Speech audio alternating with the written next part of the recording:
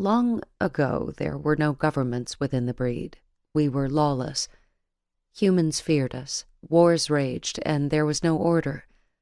I read about slavery, and even some who were driven to extinction from conflicts that were ages old.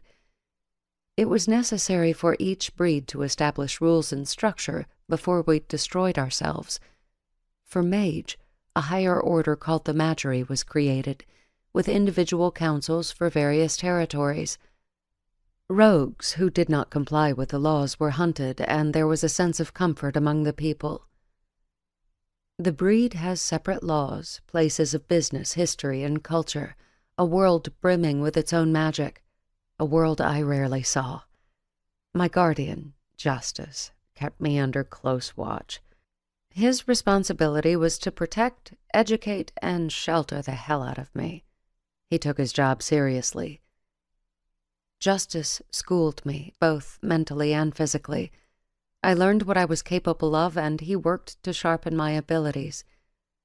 A mage does not automatically know how to use their gifts. A significant amount of calculation goes into it.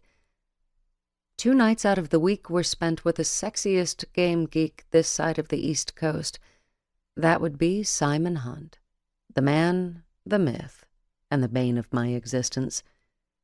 Simon's game collection was unparalleled, and it pleased him immensely that I spent countless hours getting my ass kicked. I wasn't bitter, but in my defense, no one should have 7 hotels on one property. When I first met Simon, he didn't own a television, but when I started hanging around, it became our late-night ritual. He loved the old creature features.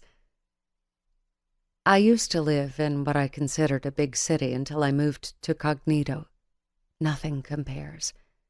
It's a metropolis, polluted with traffic, cluttered buildings, coffee shops, and nightlife.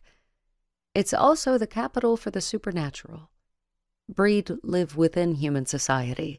We are not hideous creatures that lurk in the shadows. We're standing in line behind you at the grocery store checkout, eating burgers at the local diner, sitting 2 rows ahead in the theater, and coexisting with humans, all without your knowledge. Physically, most of us pass as an ordinary person, but if you look close enough, you'll notice subtle differences. The eyes are often telling, but most humans ignore the strange.